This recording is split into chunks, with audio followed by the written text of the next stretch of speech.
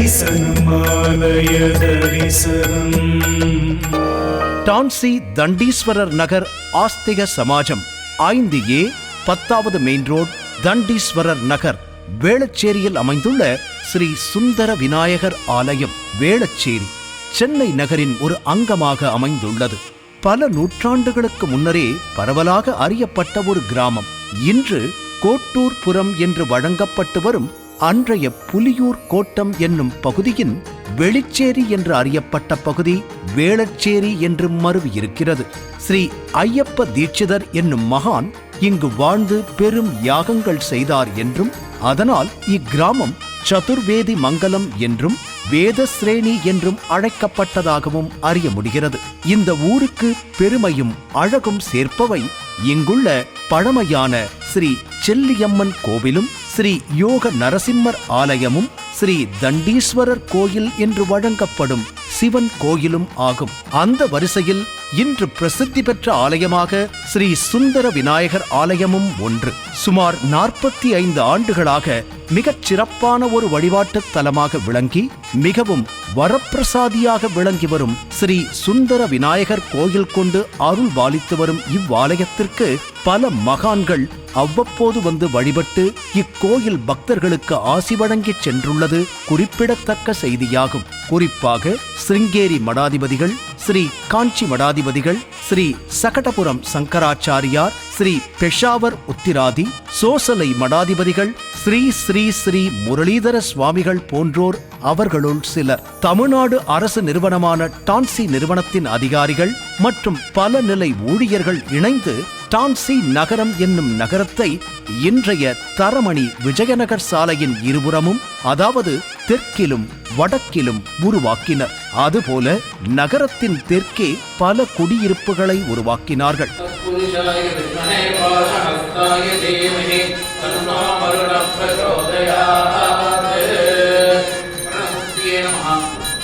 ஆன்மீக நாட்டமுள்ள பக்தர்கள் நகர் பகுதியில் பலர் இருந்ததால் அவர்கள் இணைந்து ஸ்ரீ டான்சி தண்டீஸ்வரர் நகர ஆஸ்திக சமாஜம் என்னும் அமைப்பினை 1977 உருவாக்கினார்கள்.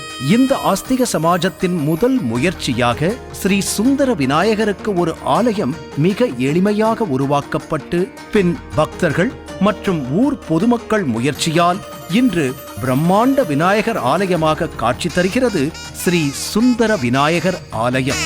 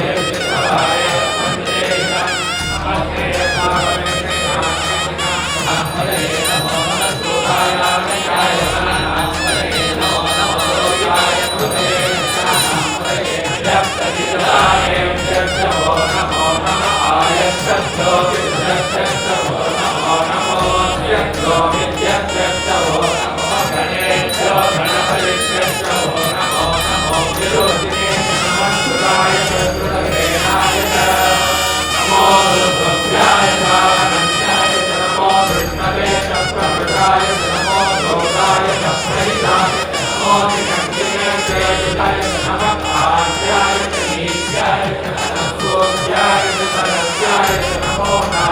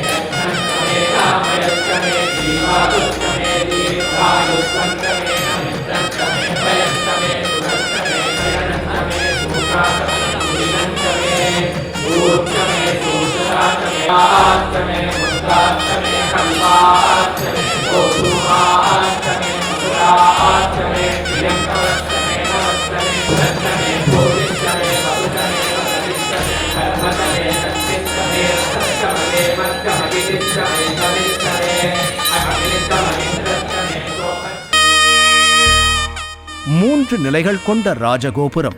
காயத்ரி மந்திரத்தின் அட்சர எண்களை நினைவூட்டும் வகையில் 24 தூண்கள் தாங்குகின்ற மகா மண்டபம். 2 தலங்களைக் கொண்டு 17 அடி உயரம் உள்ள ஸ்ரீ சுந்தர விநாயகர் சன்னதி விமானம், ஸ்ரீ வள்ளி தேவசேனா சமேத ஸ்ரீ சுப்பிரமணிய சுவாமி சன்னதி முருகப்பெருமானின் அறுபடை வீடுகளையும் ஷடாட்சரத்தினையும் நினைவூட்டுவதாக அறுகோண வடிவில் வேறு எங்கும் பரவலாக இல்லாத வடிவில் அமைக்கப்பட்டுள்ளது. அறுகோணத்தின் ஒவ்வொரு பட்டையிலும் அறுபடை வீடுகளான பழமுதிர்ச்சோலை, திருப்பரங்குன்றம், திருச்செந்தூர், சுவாமிமலை, திருத்தணி, பழனி ஆகிய தலங்களில் உள்ள மூலவர் வடிவங்கள் சுதை வடிவில் அமைக்கப்பட்டுள்ளன. ஆகவே இச்சன்னதியை வலம் வந்தால் அறுபடை வீடுகளையும் ஒருங்கிணைந்து ஒரே நேரத்தில் வலம் வரும் நற்செயலை புரியும் நிறைவு பக்தர்களுக்கு ஏற்படும். இக்கோயிலின் சிறப்பான மற்றும் ஓர் அமைப்பு யாதெனில், புராணங்கள் பேசும் ஸ்ரீ விநாயகருக்கான 32 வடிவங்களும் இக்கோவிலில் அமைக்கப்பட்டுள்ளது. கருவறையில் ஸ்ரீ சுந்தர விநாயகர் காட்சி தருகிறார். கர்ப்ப கிரகத்தின் வேர்பகுதியை சுற்றி சோடஷ, அதாவது 16 கணபதிகளும் அவரவர்களுக்கான பிரத்யேக வடிவத்துடனும் பெயர்களுடனும் அமைந்துள்ளனர். மீதமுள்ள 16 கணபதிகளும் கர்ப்ப கிரகத்தை சுற்றியுள்ள தூண்களில் தனித்தனி வடிவங்களுடனும் பெயர்களுடனும் உள்ளனர்.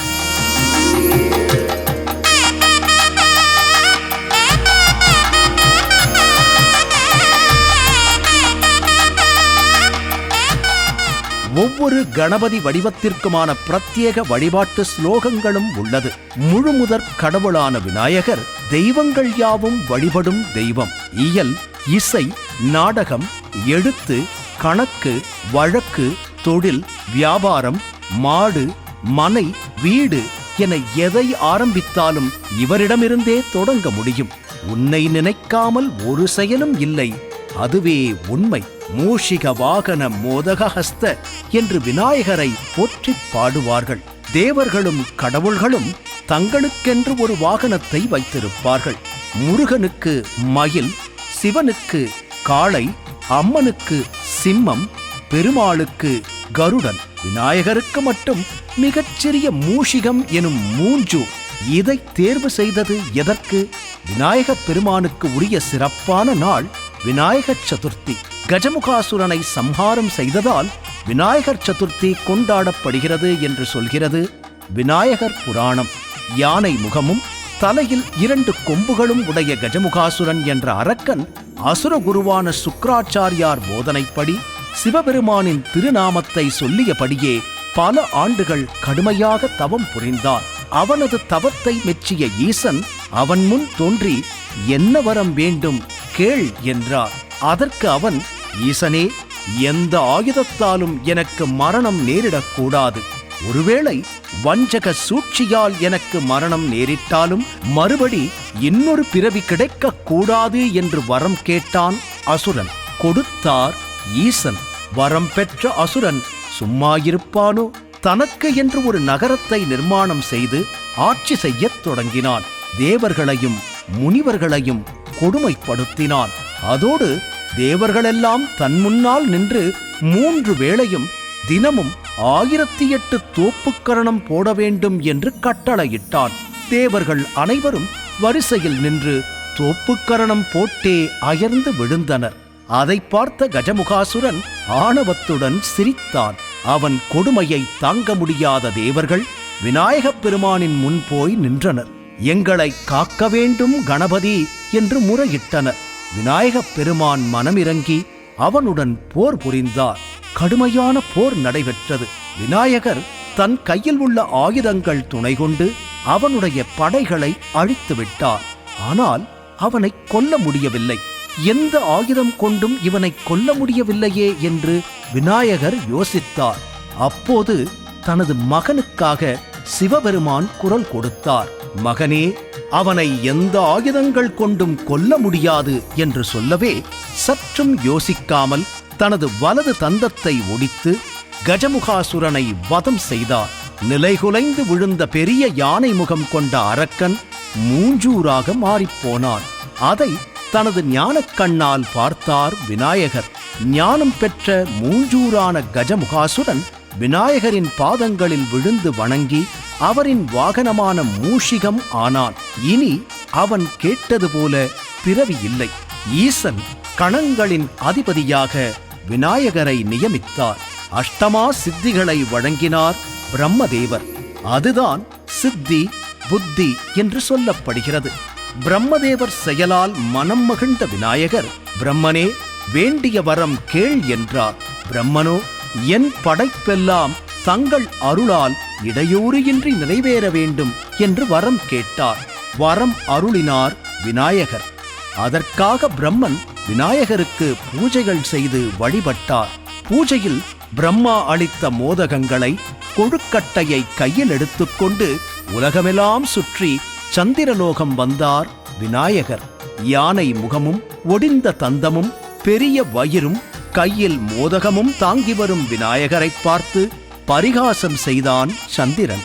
ஏ சந்திரனே, நீதான் அழகன் என்று கர்வம் கொண்டிருக்கிறாய். இன்று முதல் உன்னை யாரும் பார்க்கக்கூடாது என்று சாபமளித்தார் கணபதி. சந்திரன் ஒளி தேய்ந்து தண்ணீருக்குள் மறைந்தது. சந்திரன் மறைந்ததைக் கண்டு வருந்திய தேவர்கள் முனிவர்கள் பிரம்மாவிடம் முறையிட்டனர். பிரம்மதேவனோ ருத்ரனோ விஷ்ணுவோ இதற்கு ஒன்றும் செய்ய முடியாது, கணபதியை சரணடைவதுதான் ஒரே வழி என்று கூறிவிட்டார். எந்த முறையில் வழிபட்டால் சந்திரனின் சாபம் நீங்கும் என்று தேவர்கள் கேட்க, ஒவ்வொரு கிருஷ்ணபட்ச சதுர்த்தி அன்று பௌர்ணமிக்கு பின் வருவது விரதம் இருந்து பல வகையான பழங்கள், அப்பம், அவல், பொரி, மோதகம் இவைகளுடன் சித்திரானங்கள் முதலியவற்றை கணபதிக்கு அளித்தால் எண்ணிய வரங்களை அவர் தருவார் என்றார் பிரம்மதேவர். சந்திரனும் அதே முறையில் பூஜை செய்ய கணபதி காட்சி கொடுத்தார். சந்திரன் தன் செயலுக்கு வருந்தி மன்னிப்பு கேட்க, பிரம்மாவும் தேவர்களும் சந்திரனுக்கு இட்ட சாபத்தை நீக்கி அருள வேண்டும் என்று விநாயகப் பெருமானிடத்தில் முறையிட்டனர். கணபதியும் அவ்வாறே சாப விமோச்சனம் அளித்தார். ஒவ்வொரு கிருஷ்ணபட்ச சதுர்த்தி அன்று என்னை பூஜித்தபின் ரோகிணியுடன் கூடிய உன்னை பூஜிப்பவர்களுக்கும் சங்கட நிவாரணம் செய்கிறேன் என்று விநாயகரே கூறினார். அதுவே சங்கடஹர சதுர்த்தி எனப்படுகிறது.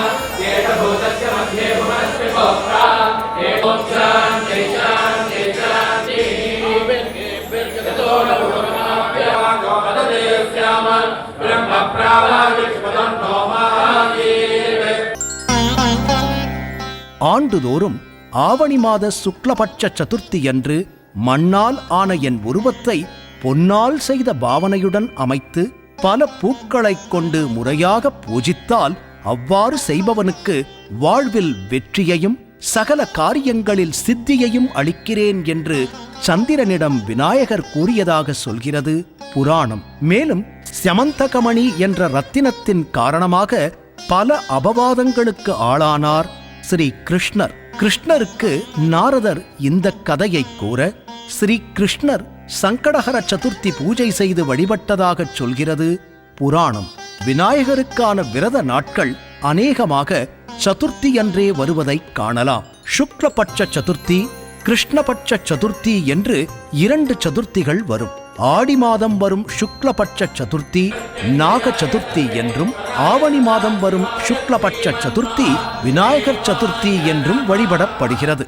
ஆலய கோஷ்டத்தில் அருள்மிகு துர்க்கை, ஸ்ரீ மகாவிஷ்ணு, தென்முகக் கடவுளாகிய ஸ்ரீ தட்சிணாமூர்த்தி ஆகியோர் அருள் புரிகிறார்கள்.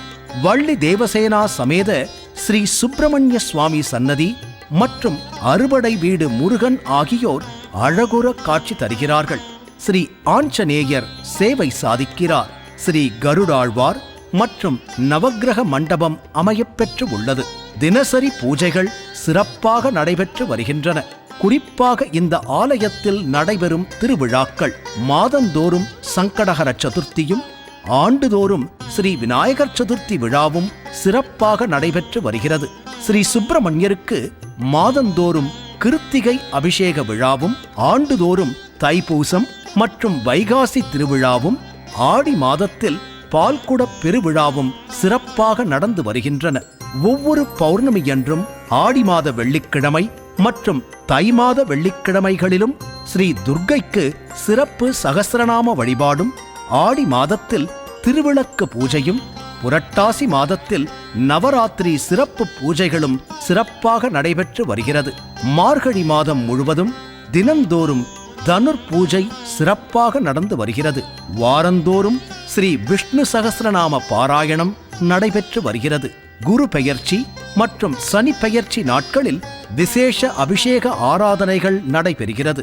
ஸ்ரீ ஆஞ்சநேயருக்கு அனுமன் ஜெயந்தி தினத்தன்று விசேஷ அபிஷேகம், சகஸ்ரநாம பாராயணம் மற்றும் ஸ்ரீமத் நாராயணீய பாராயணம் நடைபெறுகிறது. வியாழக்கிழமை ஸ்ரீ தட்சிணாமூர்த்தி வழிபாடு மற்றும் சிவராத்திரி ஆடிப்பூரம் ஆகியவை நடைபெறுகிறது. இந்த கோவிலில் நடைபெறும் மிக முக்கிய நிகழ்ச்சியாக தொடர்ந்து 45 ஆண்டு காலமாக ஸ்ரீ ராம நவமி உற்சவம் சிறப்பாக நடைபெற்று வருகிறது. சுமார் 10 நாட்கள் ராமாயண உபன்யாசமும், அதைத் தொடர்ந்து 2 நாள் ஸ்ரீ சீதா கல்யாண மகோத்சவமும் நடைபெற்று வருகிறது. ஆண்டுதோறும் ஸ்ரீ வள்ளி கல்யாண உற்சவம், அவ்வப்போது ஸ்ரீ ராதா கல்யாண வைபவமும் நடைபெறுகிறது. இன்று ஒரு சிறப்பான ஆலயத்தை நாம் தரிசனம் செய்தோம். ஆலயம் மிக நேர்த்தியாக பராமரிக்கப்பட்டு வருகிறது. அனுபவம் வாய்ந்த ஆலய சிவாச்சாரியார் பக்தர்களுக்கு மிகவும் அன்புடனும் அனுசரணையுடனும் நடந்து கொள்வதை காண முடிகிறது. ஆலய தரிசனம் காண்போம். டான்சி தண்டீஸ்வரர் நகர் ஸ்ரீ சுந்தர விநாயகர் அருள் அனைவருக்கும் கிடைக்க வேண்டும் என்று மனதார பிரார்த்திப்போம். ஓம் விநாயகா போற்றி, ஓம் விநாயகா போற்றி போற்றி, ஓம் விநாயகா போற்றி போற்றி போற்றி.